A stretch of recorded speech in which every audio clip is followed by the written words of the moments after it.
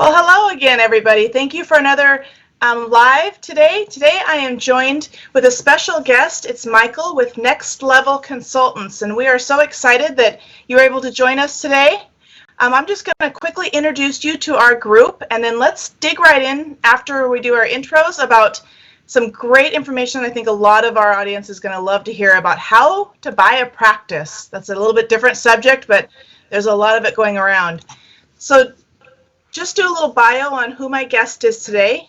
So Next Level Consulting, Michael spent 6 years representing one of the largest financial institutions from Alaska to Colorado prior to founding Next Level, and guided more than 220 startup offices and 200 practice transitions in that amount of time, which is quite a journey.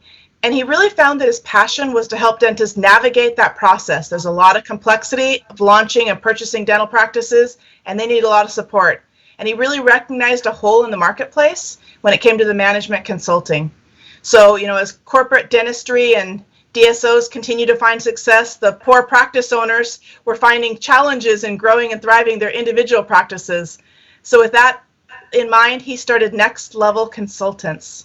So it's a premier practice management organization that helps independent dentists with ownership, guiding them through the very challenging process of practice acquisition and getting it off the ground rolling. Advises them at all stages, establishing new practice, maintaining, expanding the practice, or preparing to sell if they're at that stage of the business.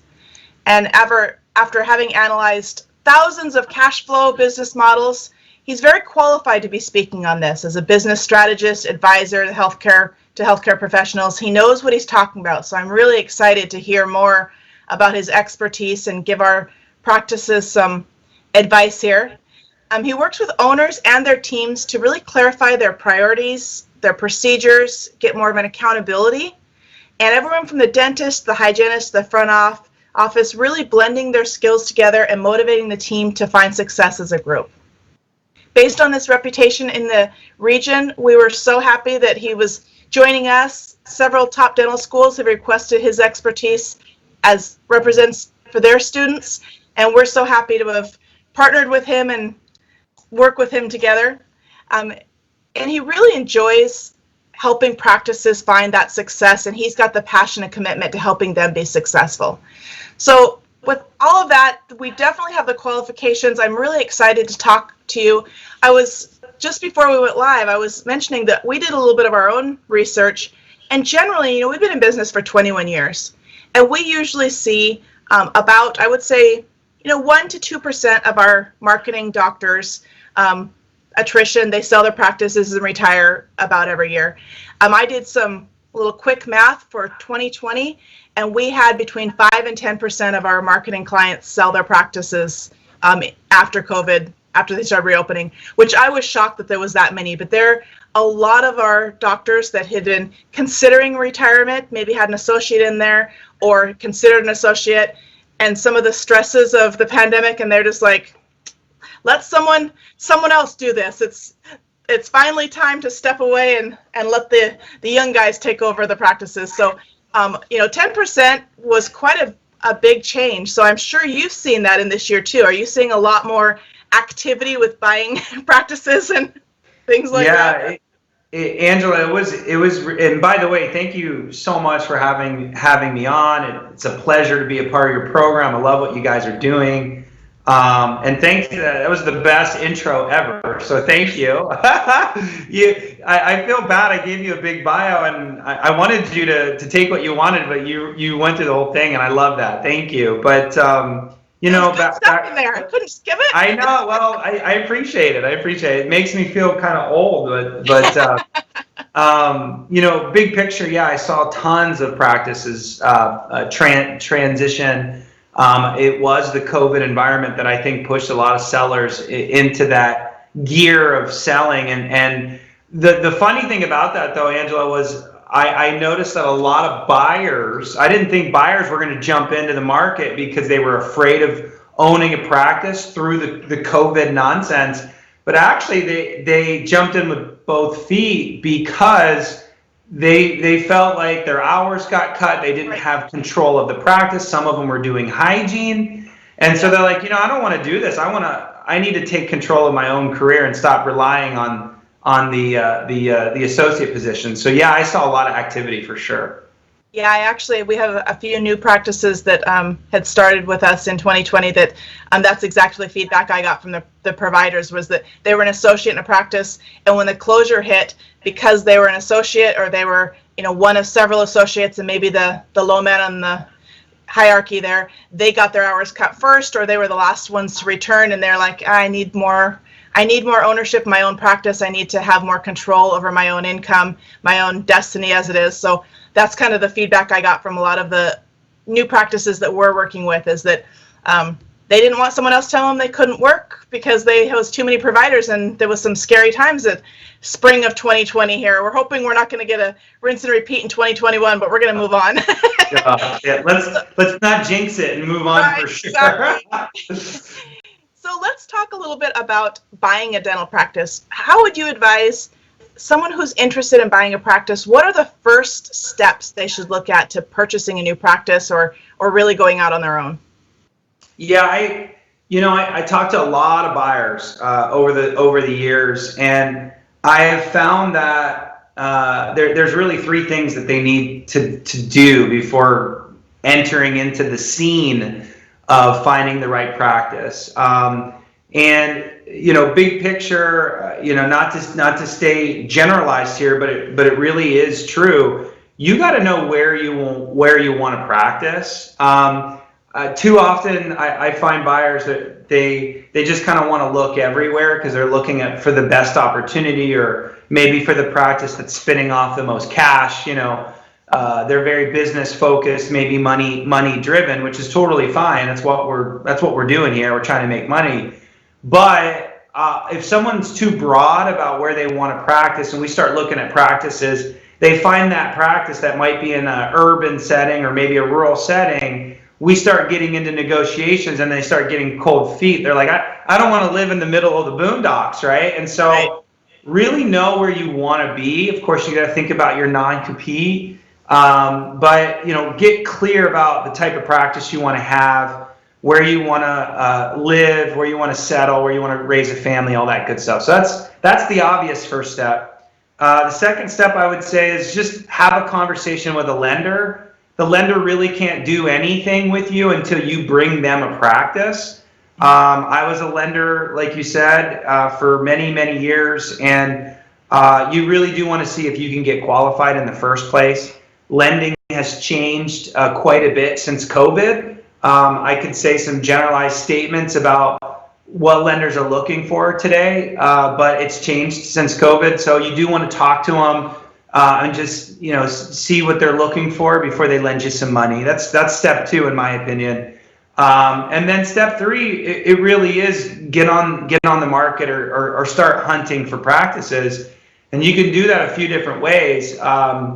The most common way, of course, is reaching out to all the practice brokers. And by the way, little pro tip here: you don't just want to talk to the brokers. You really do want to be their best friend, because most of these practices are selling before they even get to the broker's website. And the only way to get in position to find a practice before it goes to the website is to be best friends with that broker. And there's usually, three, depending on the market you're in, 3 to 10 brokers in one market. And don't forget those brokers that only do a few deals a year, because they have good practices too. Of course, everybody knows the brokers that have 15, 20 listings to send you.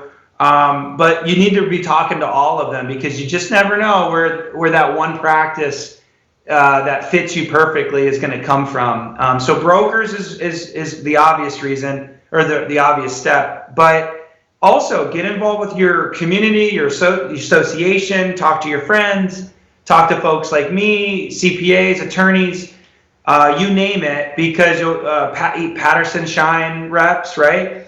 You just never know where you're going to find that opportunity. Think outside the box. And just kind of go grassroots with it to try to find that practice. So yeah, those are the first three steps: location, banking, and then approach the brokers and community leaders in the industry. Right, and I think you answered this pretty well, but let's just talk for a second more on the best ways to find that practice to buy. So you mentioned a lot of those, but I really liked your point there of grassroots. I know that one of the practices that was one of our clients that sold, the doctor who was introducing me to the new provider said that she was considering selling, and someone approached her because she had told a colleague, and basically word of mouth, her buyer came to her before she ever even got to the process of officially putting on the market. So what you're saying is kind of grassroots, going back to relationship building, is not dead in 2021. That's still something that's important. So do you have any additional kind of tips, other than obviously the brokers or the agencies are the no-brainers. Everyone can find those. But what are some grassroots relationship tips that you might recommend they do also to either find, or if they're selling, to get the word out? Yeah, no, Angela, I would say the best practices come from your connections. It really is who you know, not what you know. And I love that you said that in 2020, relationships matter. They really do matter in this case. Of course, talk to the brokers. Be calling them very regularly. Be emailing them. They need to know your name. Okay, so that's the brokers. You don't want to earn the reputation of a tire kicker or someone that's looking for the unicorn practice, which oftentimes the brokers can kind of pigeonhole people to that reputation. Right. I think buyers can get misunderstood really quickly. But that being said, the statistic holds true. 50% of acquisitions happen outside of a practice broker. They call them FSBOs, for sale by owners. So FSBOs are 50% of the market. And how do you find FSBOs? Well, you talk to CPAs. They have relationships like you guys have relationships with clients, and it's whoever is having conversations with older doctors that are in their twilight years of their career. Those people are in a place of influence with those particular doctors, consultants like myself. We know of doctors that are contemplating it. If they find you, Mr. Buyer, Miss Buyer, that is the perfect fit. In fact, Angela, you and I had an opportunity together on one of our clients, and she wasn't ready to sell, but she found that perfect buyer, and she went ahead and moved forward with the acquisition, because guess what? You might not find that buyer again. And so, right. Again, those relationships are so important. You could always, another pro tip, could always do a direct mail, actually handwriting folks in the area that you want to buy, and saying, hey, I'm a young dentist, thinking about buying a practice. Here's my qualifications, picture, here's what I look like, right? Like, it's a way to reach out and do a handshake without really knowing somebody. And I've found a lot of success there too. So I guess the natural way is the practice brokers, but the network, doing mailers, associations, when they're doing it's kind of difficult with COVID, where they used to gather, on a monthly basis. Right. That's start networking. Those that network the best always find opportunities. That's just how it goes. So. Yeah, I think that's great. And some of the feedback that, obviously it depends on the practice, but like you mentioned, some of those providers who are considering selling and have had their established practice for years, they are towards the end of their career. Some of them are interested in going through a broker and just selling their practice. But I know that a lot of them that I've personally spoken to are really looking for the right fit, because they have such relationship with their patients, and they are not just going to sell to someone who can write a check. They want the connection on an emotional and a values level before they'd even consider selling to them. So I know that at least some of the practices that we work with, and we do work with maybe a few more of the custom type practices, but still they want the right fit to take care of their patients, because they built this for so long. Yeah. So tell me, what are some of the pitfalls that you see? Can you give any warnings of how someone can maybe avoid the top 3 pitfalls in buying a practice or taking over a new practice? Yeah, that's a great question. Thanks for asking. With that question, my brain's kind of sparking on 100 different things. That we've been fortunate enough. We were a part of 27 deals last year, and I'm kind of summarizing just kind of the things that we experienced in those deals. And I guess if I were to pinpoint the top 3, it's difficult to do. The first one would probably be, don't get over your head clinically. You know, as a buyer's agent or someone that helps buyers transition, I'm looking at numbers. I'm looking at the strategy. I'm looking at potential landmines from the business perspective. But what I can't do, what your CPA can't do, what your attorney can't do, your banker, your team, what your team can't do for you, is they can't tell you if you're going to get into some trouble here clinically, right? And I can't tell a dentist if they can handle endo or if they can handle. So really pay attention to the clinical part, because we've been a part of some transitions where, you know, the seller was a little bit more aggressive than the buyer. And so all of a sudden I did all of the number projections and the cash flow, and I did my job. But when the doctor went in, the production went down, and how was I supposed to know if their speed was fast enough or if they could do implants or not do implants? And so, Right. you know, that's something that your team, you, me, attorneys, we can't do that. You have to do that, right? And so that chart audit is very, very important. That night, that one night that you get to go into the computer, look at the schedule, look at the charts, read the notes, look at the x-rays, and really decide if you and that seller are a fit clinically. Because the numbers could be great, but clinically it might not be. So that's probably pitfall number 1 that none of your team can help you avoid. Right. Number 2, in this environment, I already alluded to this earlier, Angela, like the banks are being a little bit tighter on the money. And right. So one of the pitfalls that I'm thinking of is undercapitalizing the deal. And what I mean by undercapitalizing is, if they don't give you enough money, they as the bankers, then you might not have enough money in working capital for marketing, for hiring maybe an additional team member that you might need. And a lot of transitions, we needed a hygienist. Hygienists are going for top dollar these days. Right. If that wasn't factored into the cash flow, you're going to need extra money. Marketing is a big thing.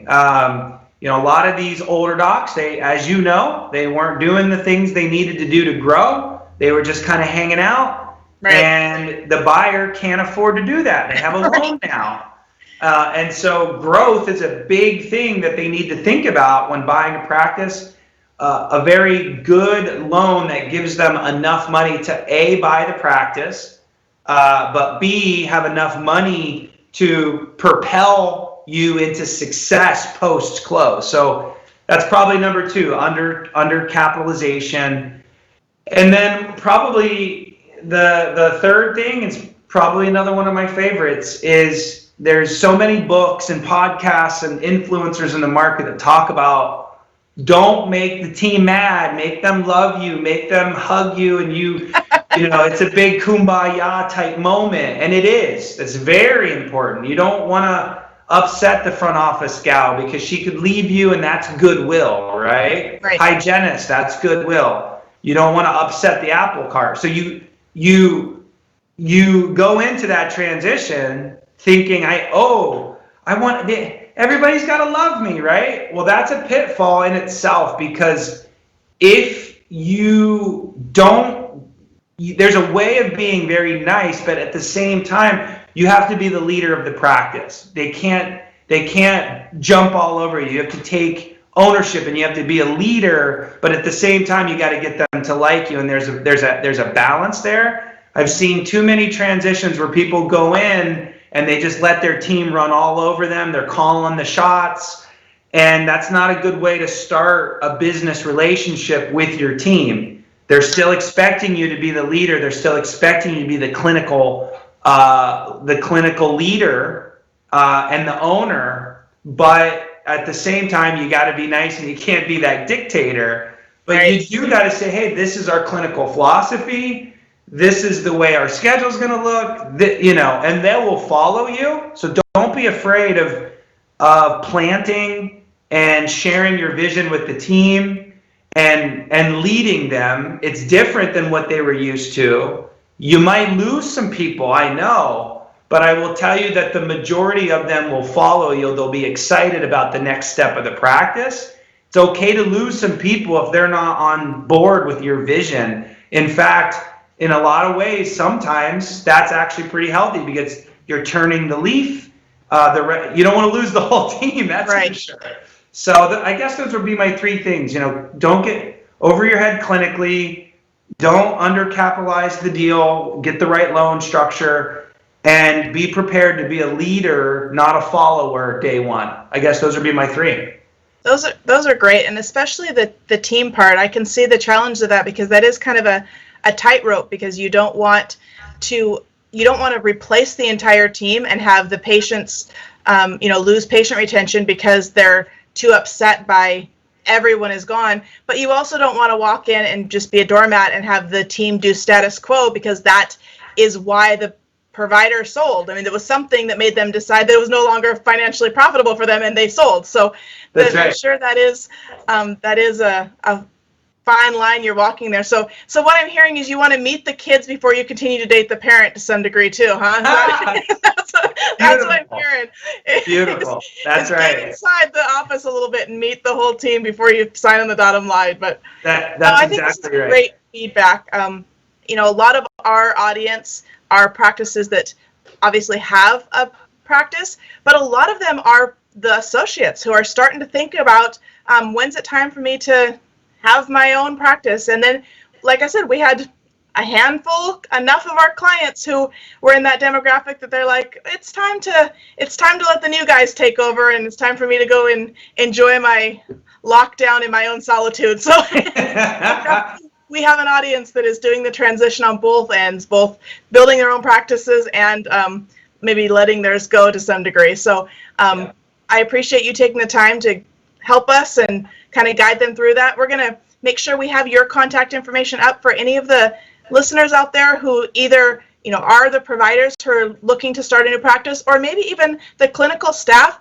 that you've heard the associates in your practice. You've heard other colleagues say that so-and-so is going to be looking to buy a practice. We'll put your information up so they can get some expert guidance during the process, because just those three pitfalls you mentioned, there's a lot of things to consider. It's not for the faint of heart, so they have to be able to really have everything lined up and be prepared for success if they want it to be successful. So that's right. We will really appreciate your time today. I loved having you on. I think this was a great discussion, and thank you so much for joining us today.